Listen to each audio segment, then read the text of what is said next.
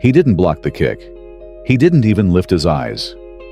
As the man's boot crashed into the side of his face, the guard simply stayed there, kneeling, one arm wrapped gently around the child trembling against his chest.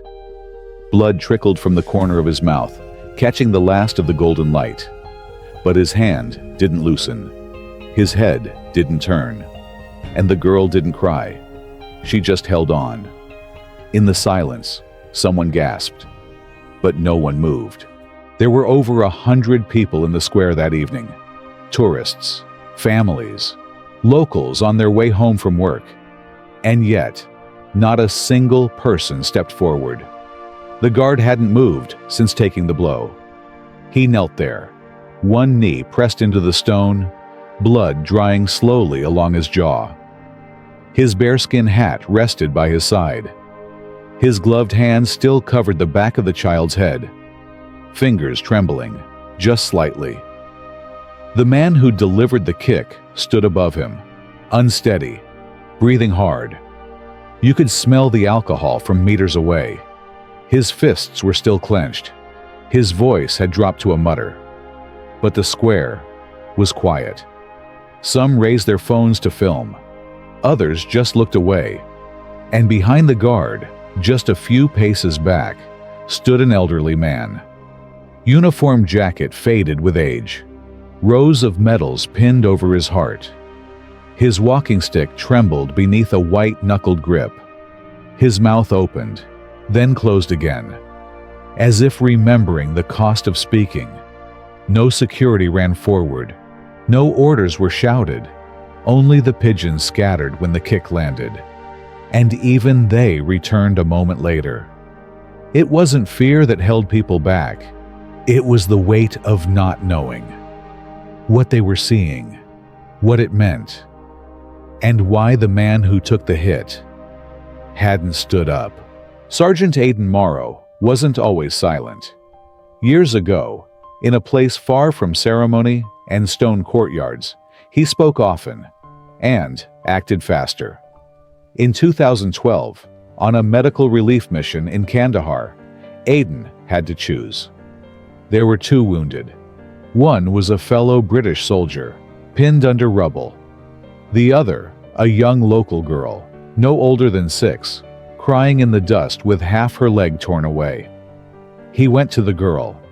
His training said triage, but his hands moved toward her before the orders even formed. The soldier didn't survive, and while no one said it aloud, Aidan saw it in their eyes. That quiet judgment, that question, whose side are you really on?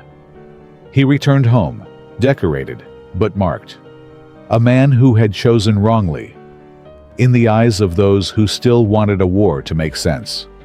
So, he stopped choosing, stopped reacting, stopped explaining. He requested ceremonial duty, no weapons, no decisions, just standing still, in a place where the rules were clear, and silence was not just allowed, but required.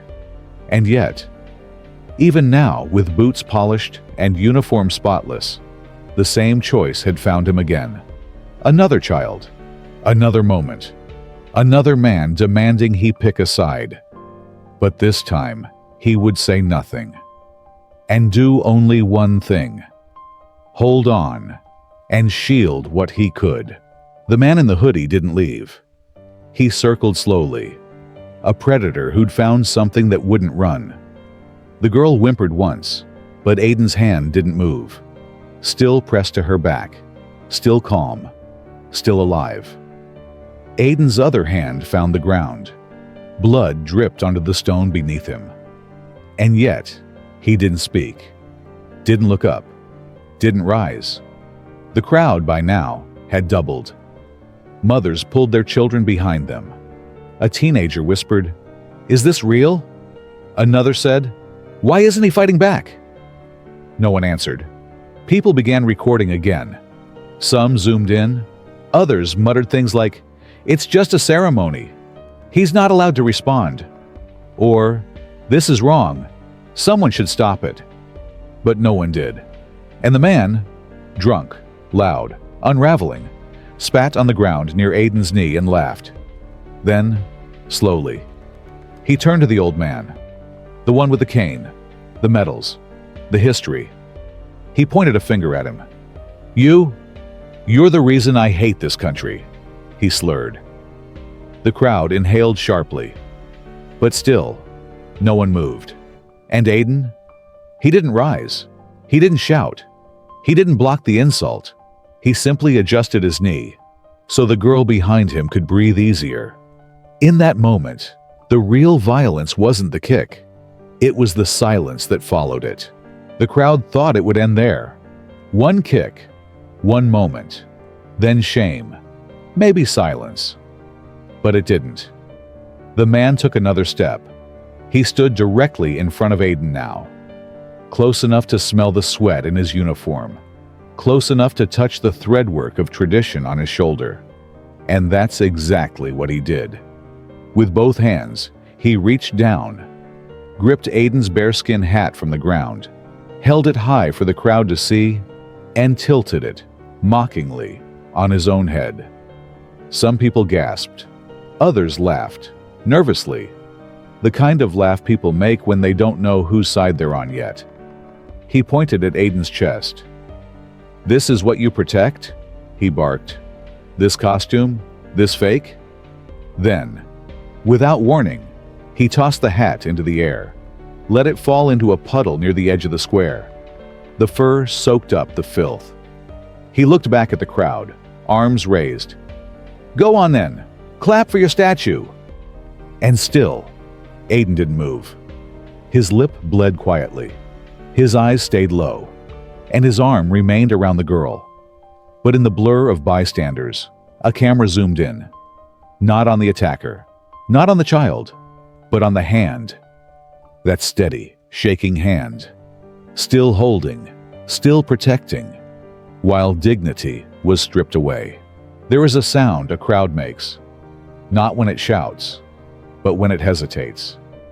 It's the sound of held breath, the shifting of feet, the friction of conscience brushing against comfort. By now, more than 200 people had gathered. Phones were everywhere. Angles, lenses, shaky hands, trying to frame the unthinkable without having to intervene. Aiden still knelt. The little girl had tucked her head beneath his chin. She couldn't see anymore, but she could still hear. The attacker, emboldened by attention, staggered in front of the old man. "You're next!" he hissed. His boot scraped against the stone. One step closer, and then a murmur. Software, uneven. A woman whispered, "That's enough." Someone else said, "Where are the police?" But no one stepped forward. The old man's cane trembled, but he didn't lift it. He looked down, ashamed, as if asking forgiveness for not being younger, for not being faster, for not being enough. The attacker raised his arm again, and somewhere, someone began to cry. But Aiden, he didn't move. He adjusted his footing slightly, not to stand, but to shield the girl's exposed foot from the wind. That small act, in that exact second, was louder than the shout that never came. Because sometimes, the only thing more deafening than a scream is the sound of a world watching and doing nothing. There was something no one in that square knew. Not the girl, not the man who kicked him, not even the cameras that caught his blood in crisp, digital detail. But Aiden knew. He knew the shape of this moment. He'd lived it once before, and it had nearly broken him. Kandahar, 2012.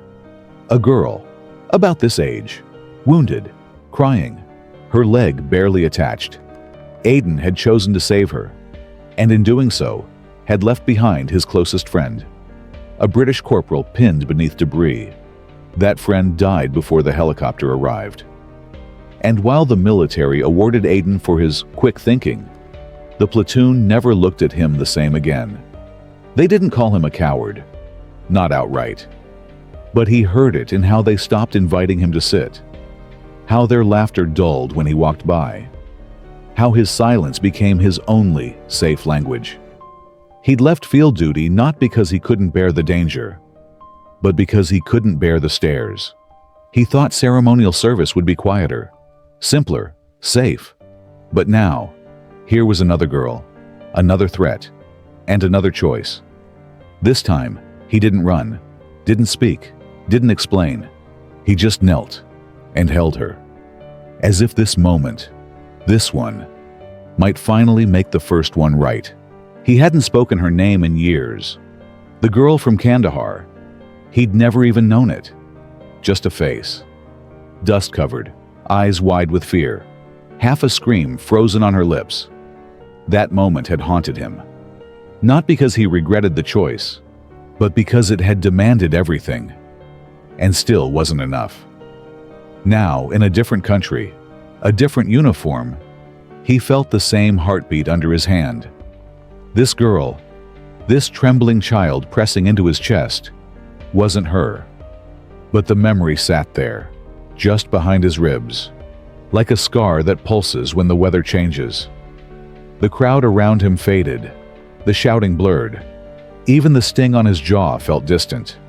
All that existed was her breath against his collarbone, and the way her tiny fist clutched the edge of his uniform, like it meant something. Maybe it did. He couldn't undo Kandahar, couldn't bring back the man who died, couldn't silence the whispers that followed him home. But he could do this. Hold steady, not rise, not lash out, not let her feel the chaos he'd once allowed in. In that stillness, in that single, unbroken act of protection, he felt the weight of a promise he'd never made, but had been carrying ever since.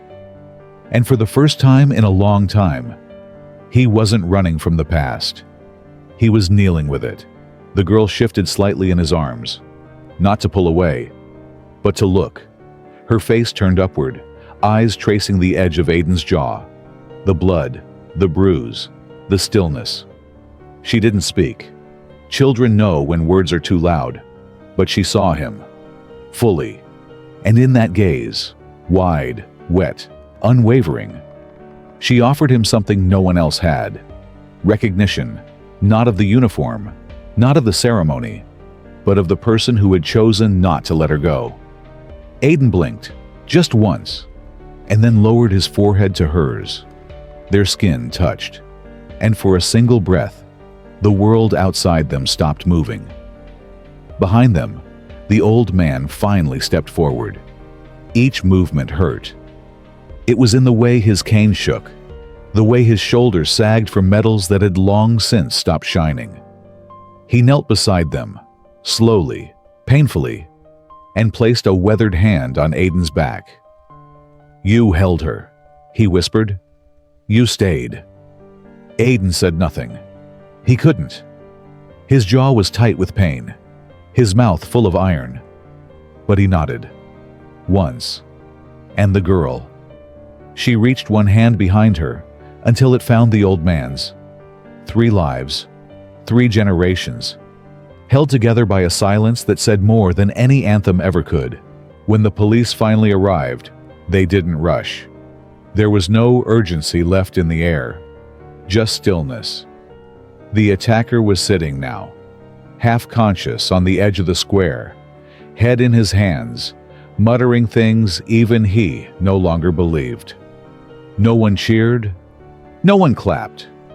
The officers approached Aiden, not quickly, not slowly, just respectfully, as if they'd entered a place where sound would shatter something sacred. He didn't stand when they arrived. Not at first. He let the girl go gently, placed her small hand into the old man's, and whispered something so quiet, not even the nearest mic caught it. Then he rose, stiff, measured, one hand still bleeding. He retrieved his bearskin hat from the puddle, shook off the dirt, straightened the flattened edge, and placed it back on his head. The officers nodded, and Aiden walked back to his post. Same stone, same position, same stillness. From behind, he looked no different. But the girl kept watching, and the old man didn't blink. Because they had seen it. All of it. Not the violence, but the restraint. Not the strike, but the silence. And in that final, wordless return to duty, Aiden Morrow taught an entire square, and perhaps a whole country, what strength can look like when it doesn't need to be loud. Later that night, long after the videos had spread and the crowd had gone home, a child sat at the kitchen table with his father. He was quiet, holding a toy soldier in one hand, turning it over. Then he asked, not with fear, but with genuine confusion, "Why didn't the guard fight back?" The father paused. He looked at his son, then at the television, where the clip played again, frame by frame. The kick, the stillness, the blood. "I don't know," he said softly. "Maybe because not every battle needs to be won with fists." The boy didn't reply, just nodded, slowly, and went back to turning the toy in his hand. The next morning, outside the palace gates, there were flowers. Not many, no signs, no applause. Just a few quiet gestures left by those who had seen something they couldn't explain, but didn't want to forget. Aiden never made a statement, never asked for thanks. He didn't return as a hero. He simply returned to the same post, to the same silence, and stood. But the question remained, not for him, but for us. When someone hits you, and you have every right to strike back, what kind of person chooses not to? And more importantly, when you see it happen, do you film it, walk away, or kneel beside them? In a world that often equates strength with noise, retaliation, and dominance, Sergeant Aiden Morrow's silent act of protection reminds us of a deeper, quieter kind of courage. The courage to stand still when provoked, to choose dignity over instinct, and to protect without expecting recognition. His decision not to react violently, even when justified, challenges our modern impulse to fight back in every confrontation. For an older audience, this story resonates with the wisdom that strength is not always loud, and justice is not always immediate. Sometimes the most powerful thing we can do is simply remain kind, grounded, and faithful to our values, especially when the world around us is shouting. In family, in community, in moments of tension, there's a kind of leadership and restraint. A lesson not just for soldiers, but for parents, elders, and anyone who has ever been silently watched by the next generation. The question isn't whether we can strike back, but whether we can stay standing silently for what truly matters. Because long after the shouting fades, it's the stillness people remember. And sometimes, the choice not to act is the loudest legacy we leave behind.